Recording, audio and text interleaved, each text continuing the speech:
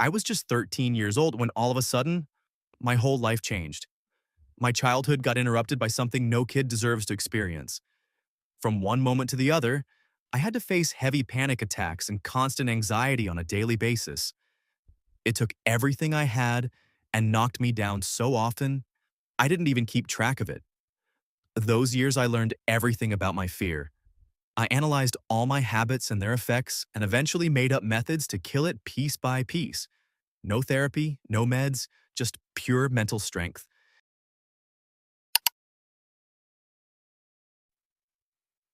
Most people think fear becomes smaller when you avoid the things that trigger it. But the opposite is true. Every time you avoid a situation, your brain receives a message.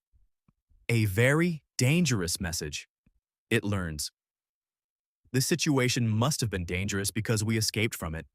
So the fear grows. Not because the situation was dangerous, but because your brain believes it was. This creates a cycle. Fear, avoidance, temporary relief, even more fear.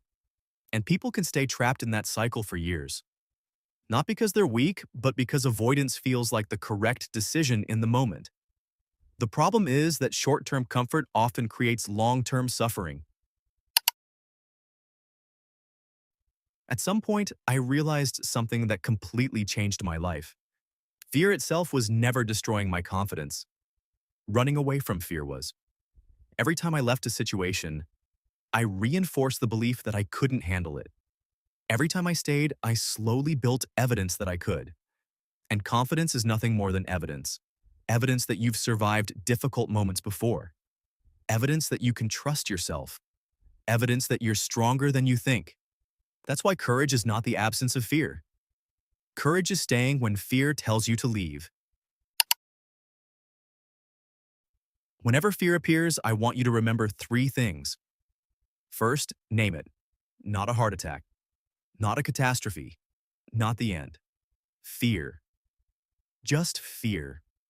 The moment you correctly identify what you're experiencing, you stop fighting an invisible monster. Second, stay.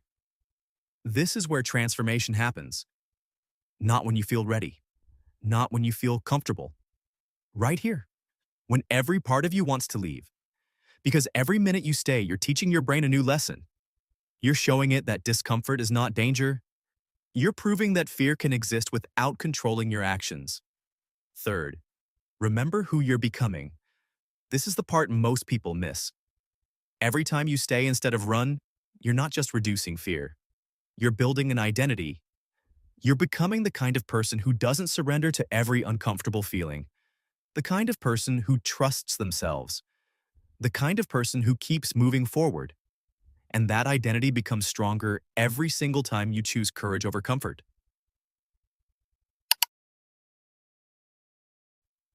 This might sound strange, but today, I don't hate my past struggles with fear, because fear forced me to grow. It taught me patience, resilience, self-awareness, mental strength. It forced me to become someone I never would have become otherwise. And maybe that's the biggest lesson of all. Fear is not always an obstacle standing in your way. Sometimes it's the path itself. Sometimes it's the thing that shapes you into the person you're meant to become. If there's one thing I want you to remember, it's this. You do not overcome fear by waiting for it to disappear. You overcome fear by proving to yourself over and over again that you can handle it.